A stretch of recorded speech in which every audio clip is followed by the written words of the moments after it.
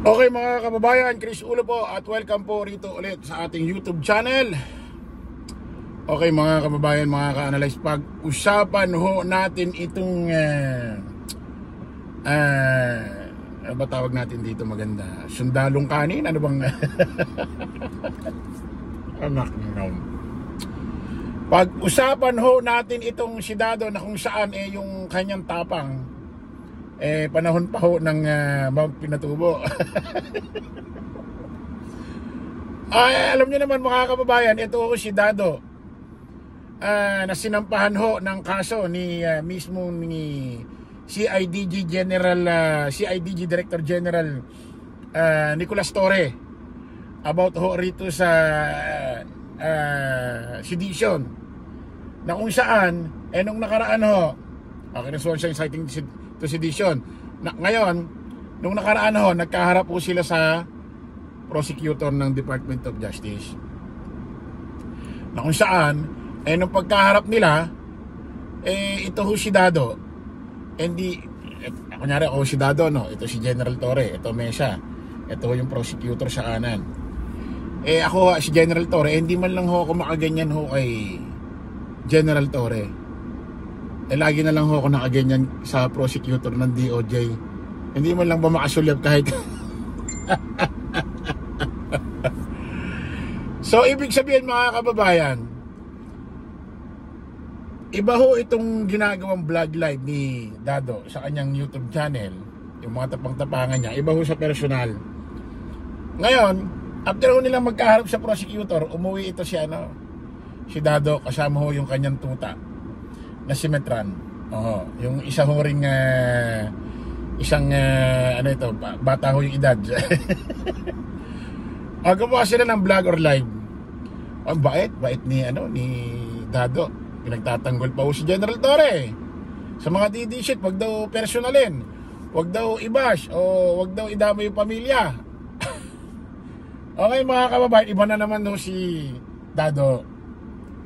Iba na naman ho yung karakter niya. Tapang-tapangan na naman ho rito kay General Torre. At naghahamon. Naghahamon ho sa kanyang YouTube channel, nahamon, may panibagong hamon na naman siya kay General Torre. Pakinggan ho natin itong ginawa niyang kalokohang mga live, mga kababayan. Hindi ko nangaban. Pagka nangaban ako, ibig sabihin nun, People's Revolution na yun. Pwede maging hudyat yun Pagka dinalan ako ng warrant of arrest ni Torre, depende yung gising ko nung umaga na yun Kung type kong lumaban, type ko na mag-declare na revolution, pagka masama gising ko, hindi, maganda ang gising ko nun pagka lalaban ako.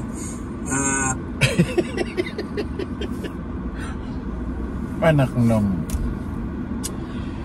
di mo malaman to kung nagpapapansin na lang sa YouTube channel niya kasi dati mabenta ito, ngayon wala na ho wala na, hindi na bumibenta, wala na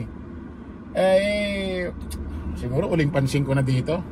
Ito na yung pinakahuling vlog ko rito, parang napapansin ko, parang nagpapa-viral, nagpapa-trending na lang ito, parang nagpapapansin na lang. Isipin mo sabi niya pag daw hinatiran siya ng warrant, kasi according kay General Torre, pag nilabasan ho siya ng warrant o pares, mismong si General Torre ang maghahain ng warrant o pares dito kay Dado. Isipin mo pag daw hinataran siya ng warrant ni General Torre, hudyat na raw ng revolution yun. Anak ng para namang ang laki ng bilang mo, parang sobrang napaka-importante mo naman siya sa AFP or pakilala mo nga, retirado ka resign ka pala. Pakinggan pa natin. At according pa raw sa kanya, depende raw sa gising niya kung lalaban siya o hindi. Ibig sabihin pag gising mo, good morning, lalaban kaya ako ngayon? Maganda ba ang mood ko?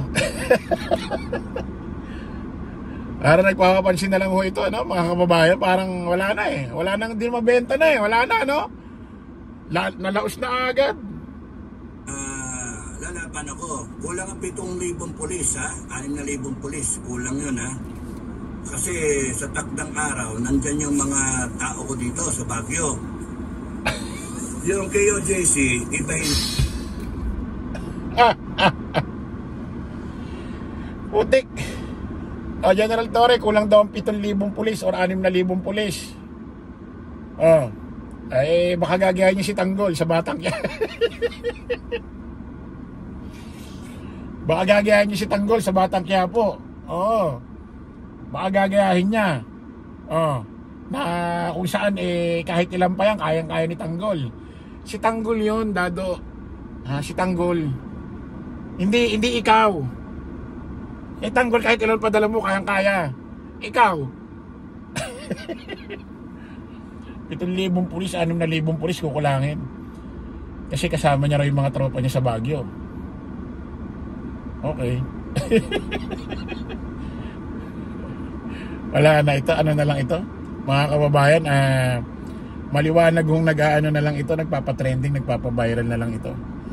Siguro, ito na ho yung huling vlog ko kay Dado kasi parang napapansin ko parang ano na yung OA na, parang nagpapapansin na lang.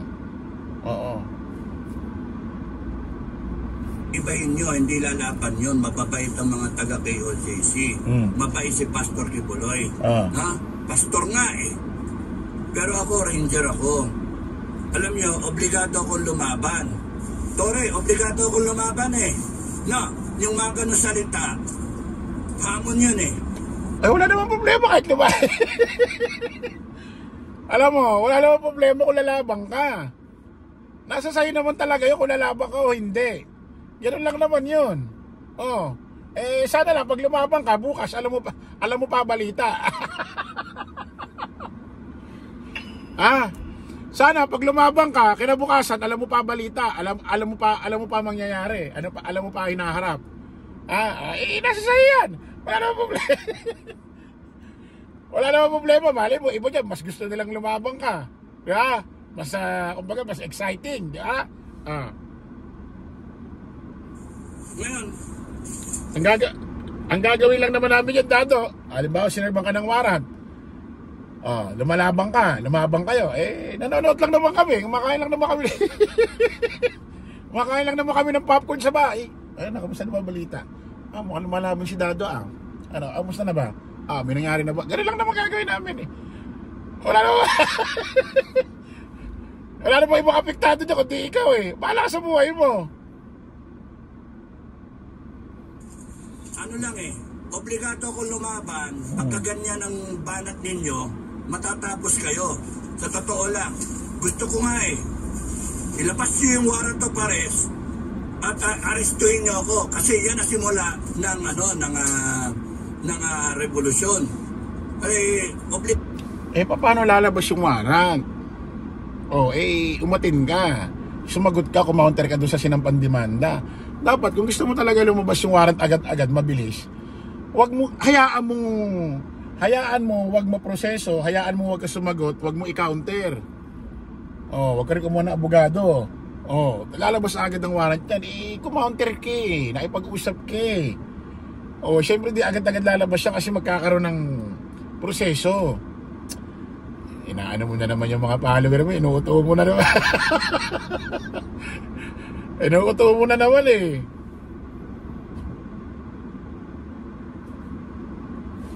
Obligado ko lumaban dahil sa ranger ako. Walang ranger ang susuko. Tandaan niyo yung walang ranger na sumusuko. Walang problema. Kahit nag-iisa ako, lalaban ako. Patayin niyo ako, gusto niyo. Pero at least, it will go down in history ng isang dad. Sabi niya kanina may mga kasama siya, grupo niya. 6,000, 7,000 ang iba dalang pulis, kulang daw yun kasi andun daw yung mga tropa niya sa Baguio. Ngayon naman daw mag-isa lang siya. Ano ba talaga? Ano ba talaga, Dado? Ang Dado lumaban. Na member ng Class 83 lumaban. Mga hayop kayo. Huwag kayong patayin daw siya. Ba't ka naman papatayin kung di ka lumalaban, kung nakikipagpalitan ka ng putok, di ba? Mangyayari yan siguro kapag lumabang ka na, ipagpalitan ka ng putok, pag lumabang ka sa otoridad, pag lumabang ka sa gobyerno. Diba? O, at magkakaroon daw ng history na ganito, may lumaban class ganito. Sana mapanood mo pa yan. Hindi naman kasi dado ito parang sa pelikula na kapag namatay ang isang tao, bumabangon yung kaluluwa. Tapos mapapanood mo yung mga nangyayari sa lupa. Hindi naman ganito, sa pelikula lang.